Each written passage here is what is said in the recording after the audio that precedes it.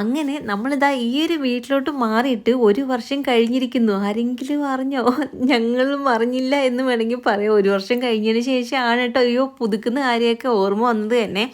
ഇന്നലെ വന്ന് കയറിയതുപോലാണ് ഇപ്പോഴും എൻ്റെ മനസ്സിനകത്ത്. കാരണം ആ ഒരു സമയത്ത് നിങ്ങൾക്കറിയാമല്ലോ, അവിടെ നിന്നെല്ലാം കൂടെ വാരി കെട്ടി ഒരു ദിവസം കൊണ്ടാണ് നമ്മൾ ഈ ഒരു വീട്ടിലോട്ട് മാറിയത് തന്നെ. അങ്ങനെ ഇന്ന് എഗ്രിമെൻറ്റ് പുതുക്കേണ്ട ഒരു സമയം ആയതുകൊണ്ട് നമ്മൾ അത് പുതുക്കാൻ വേണ്ടിയിട്ട് കൊടുത്തിട്ടുണ്ടായിരുന്നു.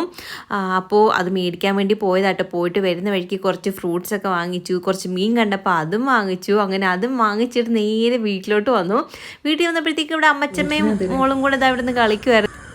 ചുണ്ടടി ആയോ അമ്മയുടെ വാവ? കണ്ടടി അമ്മയുടെ വാവ ചുണ്ടടി ആയോ?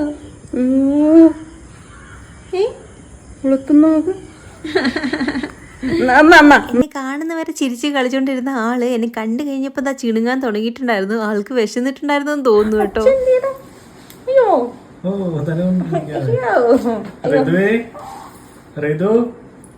പിരിയൊക്കെ എഴുതി പൊട്ടൊക്കെ തൊട്ട് ആള് സുന്ദരി പെണ്ണായിട്ട് ഇരിക്കുകയാണ്. എനിക്ക് ഇടയ്ക്ക് ഇങ്ങനെ ആഗ്രഹം തോന്നുമ്പോൾ മാത്രമേ ഞാൻ എഴുതി കൊടുക്കാറുള്ളൂ, അല്ലാത്തപ്പോൾ എഴുതാറില്ല കേട്ടോ. സത്യം പറഞ്ഞാൽ എഴുതി കൊടുക്കാതിരിക്കുന്നതാണ് ഏറ്റവും നല്ലത്.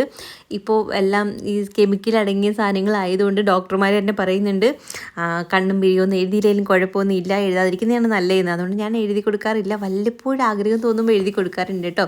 അങ്ങനെ ഇതാ പേരയ്ക്ക വാങ്ങിച്ചിട്ട് വന്നത്. പിന്നെ ഇതാ അമ്മ പിന്നെ ഉപ്പും മഞ്ഞപ്പൊടിക്കകത്ത് ഇട്ട് കുറച്ച് നേരം വെക്കും കേട്ടോ. അത് കഴുകിയതിന് ശേഷം അതിൻ്റെ അണുക്കളൊക്കെ ഉണ്ടെങ്കിൽ പോകും. അത് കഴിഞ്ഞപ്പോഴത്തേക്ക് അമ്മ ഇന്ന് പുറത്ത് പോയിട്ട് വന്നപ്പോഴത്തേക്ക് ബിരിയാണി വാങ്ങിച്ചിട്ട് വന്നിട്ടുണ്ടായിരുന്നു. അങ്ങനെ പിന്നെ അതാ ഞങ്ങൾ രണ്ടുപേരും കൂടെ പിന്നെ ചീത്തയായി പോകുമല്ലോ എന്ന് പറഞ്ഞിട്ട് പിന്നെ നേരത്തെ അതെടുത്ത് കഴിച്ചിട്ടുണ്ടായിരുന്നു.